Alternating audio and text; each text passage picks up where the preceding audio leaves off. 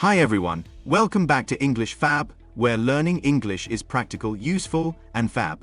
Have you ever heard someone say I get to travel for work or she gets to leave early today and wondered what get to really means? Many English learners struggle with this phrase because it doesn't just mean arrive or reach a place. It's also used to talk about opportunities, privileges, and experiences. In today's lesson, we'll go over the different ways to use get to, whether it's for expressing privilege, asking for directions, describing changes, or talking about opportunities. This lesson follows the grammar introduced on our English Fab website, so you can review key points anytime.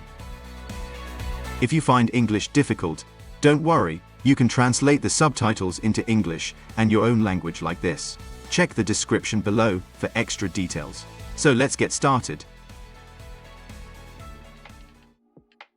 In this section, we'll go over the 5 key ways to use get to with clear explanations and examples. Let's dive in. 1. Expressing opportunity or privilege. We use get to when talking about having the chance to do something special or enjoyable. It often shows excitement or appreciation. Example, I get to travel for work next month. This means traveling for work is a great opportunity or privilege. More examples, he gets to meet famous people in his job. We get to watch the game from VIP seats. If you're talking about a lucky or exciting opportunity, get to is a great phrase to use. 2. Indicating permission or ability. Use get to when you are allowed or able to do something. Example, she gets to leave early today. This means she has permission to leave early. More examples, do you get to take breaks during your shift? They get to choose their own schedules. This is a more relaxed way to talk about permissions or privileges. 3. Describing a change in condition or state. We use get to describe gradually reaching an emotional or physical state. Example, you'll get to like this new city after some time. This means that after a while, you will start to like the city. More examples, he got to know his co-workers better over time. She's getting to understand the language more. If you're talking about slowly adjusting to something, get to is a natural way to express it. 4. Referring to arriving at a place. Use get to when talking about reaching a destination. Example, how do I get to the train station? This is a common way to ask for directions. More examples, we finally got to the hotel after a long drive. What time do you usually get to work? If you're talking about arriving somewhere, get to is the perfect phrase. 5. Expressing the start of an action. We also use get to when talking about finally starting something. Example, I finally got to clean my room today. This means I had been wanting to clean my room, and I finally did it. More examples, he got to start his dream project last week. I can't wait to get to cooking dinner. If you're talking about doing something you've been wanting to do, get to is a great way to express it. Now that we've covered the different ways to use get to, let's go over some important tips to help you use it naturally and correctly in conversations. 1. Structure, get to plus base verb. The verb after get to should always be in its base form, without ing or to before it. Correct, I get to meet my favorite singer. Incorrect, I get to meeting my favorite singer.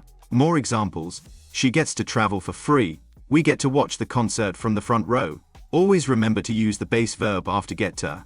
2. Get to versus can. Many learners wonder about the difference between get to and can.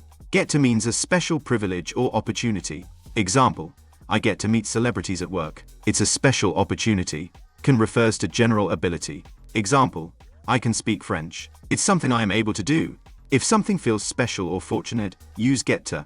If it's just about ability, use can. 3. Negative form. Don't get to. Use don't get to express missing an opportunity or not having permission to do something. Example, I don't get to see my family often. This means I don't have the opportunity to see them frequently. More examples, he doesn't get to take long vacations. We don't get to choose our work schedule. This is a natural way to talk about missed opportunities or restrictions. 4. Question form. Do you get to? To ask about someone's opportunities or privileges, use do you get to. Example, do you get to work from home? This asks whether someone has the chance or privilege to work from home. More examples, do you get to travel for your job? Does she get to pick her own hours? This is a great way to ask about special opportunities or situations. 5. Practice common phrases with get to. Here are some useful phrases to help you get comfortable using get to. I get to eat my favorite food today. She gets to choose the next vacation spot. We didn't get to see the fireworks. Try making your own sentences with get to reinforce your understanding. Great job! Now you know how to use get to talk about opportunities, permissions, changes, destinations, and starting actions. This phrase is a great way to sound more natural and fluent in English. To improve even more, try making 3 sentences using get to based on your daily life. What do you get to do at work or school? What's something you don't get to do often? The more you practice, the easier it will be to use this phrase naturally. Okay, thanks for watching today's lesson on English Fab. I hope you found these English tips useful and feel more confident. Remember, practice makes perfect, so try using these phrases in your daily conversations. If you enjoyed this video, don't forget to give it a thumbs up, share it with your friends, and subscribe for more Fab English lessons. Until next time, keep practicing and stay Fab.